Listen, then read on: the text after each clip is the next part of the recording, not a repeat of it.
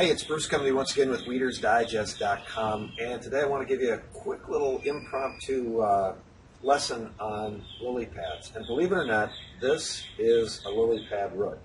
It's actually a pretty decent sized one. It's about 5.5 inches across, and we don't have it on camera here, but just to the side of my property, I actually do have some lily pads. They serve a nice purpose. I have no reason to get rid of them.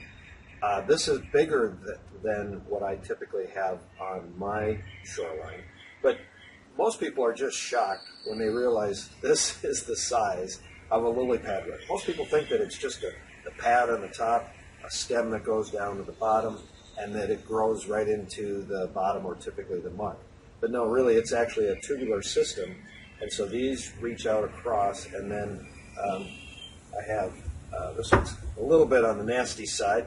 But you can see that if this was up the other way, each of these would be a stem reaching up to a pad. This one was hit pretty good with a boat. In fact, that's the way I came across these. Was along my shoreline, I have typically my lily pad roots are only about that big. But I was on a neighboring lake with a friend of mine, and he put the prop a little too deep. You can see each of these was a slice. But it's really interesting to see what's in the bottom of the lake. Typically, these are going to grow down underneath the muck, so a lot of times people don't know they're even there. I want to tell you also about how to get rid of lily pads. We've got a variety of different options that you'll find at the WeedersDigest.com. Most importantly, or most commonly used, is our weed shear. The weed shear is a 4-foot wide razor blade. All it's going to do is literally just cut these things off, just above the muck, and you're going to have a stem and a pad floating. The other option is our lily pad ripper. And when I say ripper, it's actually, you can search that at WeedersDigest.com, the lily pad ripper. It's actually designed to cut these, and again, these are life supports for many, many, many different stems coming up. And so when you cut these with our lily pad ripper, all it's doing is ripping out the tubes. A lot of them will float to the surface because these are highly buoyant. As a matter of fact, this is actually very soft. You can see how I can squeeze it down.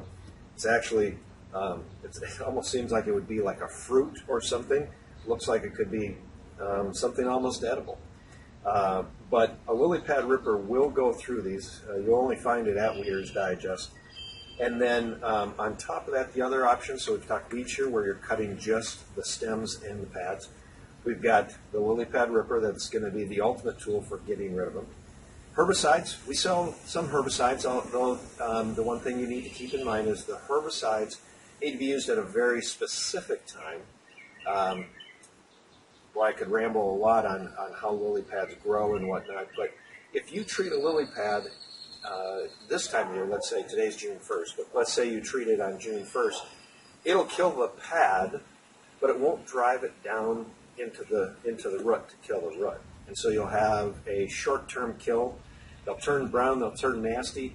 Some people try to do this under the radar to try to not be seen using a herbicide, but in actuality, you will be seen because the pad on the top, the green pad, will turn brown, curl up on top, and it'll be very visible what you just did.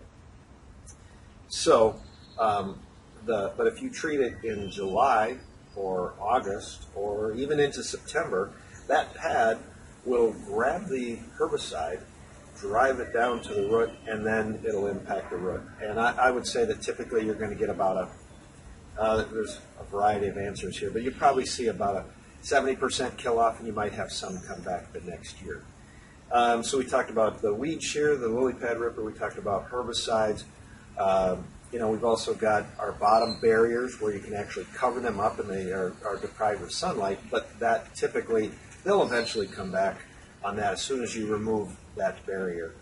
And, we've got a number of different tools that do kind of you could say almost like a cosmetic job. I mean, our lake groomer will roll back and forth across them.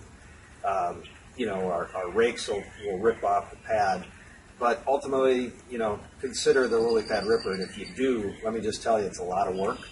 A lot of effort. It takes either a boat or a four-wheeler or something like that. Also, be aware that these lily pads really do a nice job. I have some on my shoreline. I keep them there. I like them there. It provides a shade and a protection for a lot of different waterfowl. Actually, I should say fish, frogs, those kind of things. It keeps the water cooler underneath those. And so it really serves some good purposes, although most people don't find them very enjoyable. So if you need to know more information, check it out at weedersdigest.com. Search the weed shear, lily pad ripper, or herbicides, whatever the case might be. And again, great show and tell here. I've shown this. This actually, here you can see what it looks like. This actually, sorry to continue on here, but this actually has shrunk down quite a bit, maybe even an inch or two, because this is actually a week old. And you can see it was starting to kind of decay, but then I just sliced it right off. And so these things will literally have enough oxygen in them that it's going to float to the surface as soon as you cut these off. So check it out, weedersdigest.com, how to take care of your lily.